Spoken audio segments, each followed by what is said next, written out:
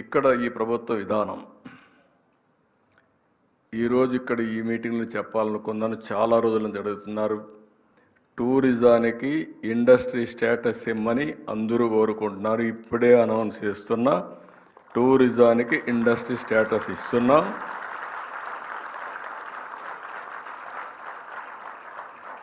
ఇప్పుడే మా మంత్రికి మా సెక్రటరీకి చెప్తున్నాను. తొందరలోనే ఒక ప్రత్యేకమైన పాలసీ కూడా రూపకల్పన చేస్తాం. హోటల్ ఇండస్ట్రీకి కూడా చెప్తున్నా, మీ మీద దాడులు ఉండవు. మీరు కూడా చేయాల్సిన పని సిన్సియర్గా చేయండి, నీతి నిజాయితీగా చేయండి, ఆశపడకుండా చేయండి. పక్క రాష్ట్రంలో 1 గంట వరకు ఉంటే హోటల్స్ అన్నీ ఇక్కడ 10 గంటలకో 9:30కు వచ్చి పోలీసులు లేనిపోని సమస్యలు క్రియేట్ చేస్తున్నారు. ఇంత మునిపే జీవో ఇచ్చాను టూరిజం కోసం. 12 గంటల వరకు హోటల్స్ రన్ చేసుకునే అవకాశాన్ని కూడా కల్పిస్తాం. అదే సమయంలో మీరు ఎవ్వరూ భయపడక్కర్లేదు. యాంటీ సోషల్ ఎలిమెంట్స్ మాత్రం ఉండడానికి వీల్లేదు. ఎక్కడ కూడా గంజాయి ఉండదు, లేకపోతే డ్రగ్స్ ఉండవు.